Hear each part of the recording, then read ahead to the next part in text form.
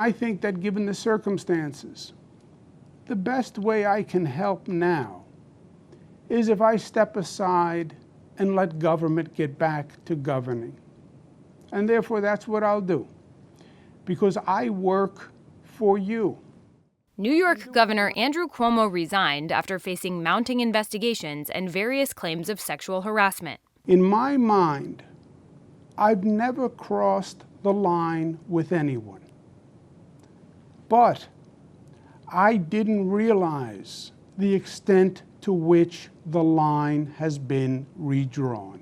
His resignation came a week after a state report concluded that he had sexually harassed multiple women, and just days after one of those women filed a criminal complaint alleging he groped her at the executive mansion last year. The investigation found that Governor Andrew Cuomo sexually harassed current and former New York State employees by engaging in unwelcome and non-consensual touching and making numerous offensive comments of a suggestive and sexual nature that created a hostile work environment for women.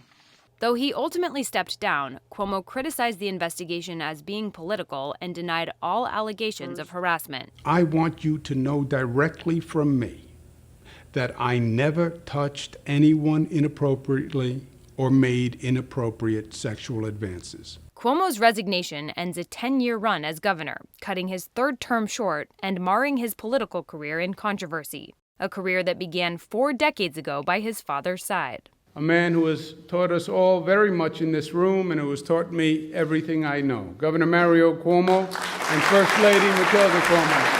Cuomo began building his political reputation as an ambitious and hard-charging Democrat while working for his father, Governor Mario Cuomo, in the 1980s. In 1990, he married Carrie Kennedy, joining 2 powerful political families in a union some called Cuomo-lot. Cuomo went on to serve as President Clinton's housing secretary in the 90s before making his first run for governor in 2002. But that year, he bowed out of the race before the Democratic primary, with polls showing he had little chance of winning. Shortly after, he and Kennedy announced their divorce. In 2006, Cuomo was elected New York Attorney General. And in 2010, he announced another bid for governor. We must use this moment to reorganize the government, reform its ethics, and restructure its finances.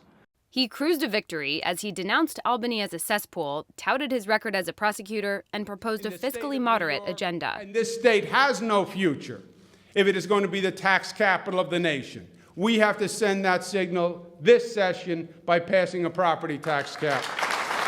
During his tenure, Cuomo tacked to the left, legalizing gay marriage, raising the minimum wage. If you work full-time, you should be paid a wage that provides a decent living. Implementing strict gun control laws. Today, New York is proud once again to pass a first in the nation, the Red Flag Bill. And championing big infrastructure projects. Despite his liberal policies, he maintained support from business leaders and won re-election twice in 2014 and 2018. Then, as the early stages of the coronavirus erupted in New York, he burst into the spotlight like never before, holding daily press briefings that gained nationwide attention. If a person comes in and needs a ventilator and you don't have a ventilator, the person dies. Frankly, there has been a laxness on social distancing, especially over this past weekend, that is just wholly unacceptable. The federal government cannot wipe their hands of this and say, oh, the states are responsible for testing. I don't need the President of the United States to read the Constitution for me. Maybe he should have read the Constitution before he said he had the power to open the states. Cuomo's briefings made headlines and earned him a speaking spot at the Democratic National Convention. Only a strong body can fight off the virus, and America's divisions weakened it. Donald Trump didn't create the initial division. The division created Trump. He only made it worse. He also capitalized on the crisis, signing a $5.1 million contract for a book about his handling of the pandemic. The book launched in October amid a rise in coronavirus cases. Then, in December, a former advisor accused the governor of sexual harassment on Twitter. Others began to follow.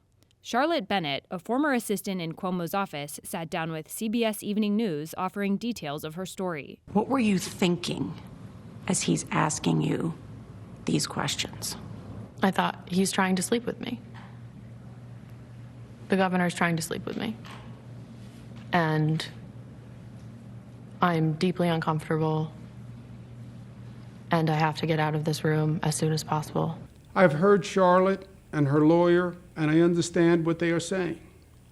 But they read into comments that I made and draw inferences that I never meant. They ascribe motives I never had. And simply put, they heard things that I just didn't say. In March, Cuomo welcomed an independent investigation.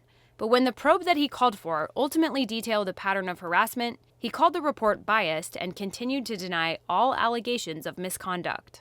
Trial by newspaper or biased reviews are not the way to find the facts in this matter. Meanwhile, Cuomo also faced probes involving his handling of deaths at New York nursing homes during the pandemic. In March of last year, when New York became the epicenter of the coronavirus crisis, his administration mandated that nursing homes accept patients with COVID-19 in a bid to free up hospital beds. The policy was widely criticized for accelerating deaths in nursing homes, and the state reversed the mandate 2 months later. Cuomo defended the policy, but his administration withheld information about the number of nursing home-related deaths. Cuomo said it was because the data became political. It's not about pointing fingers or blame. It's that this became a political football, right? But even members of his own party criticized the move. They just need to own up to some of the mistakes that were made. The various investigations took their toll on the governor, and political pressure mounted following the release of the state's findings of harassment. Are you now calling on him to resign? Yes.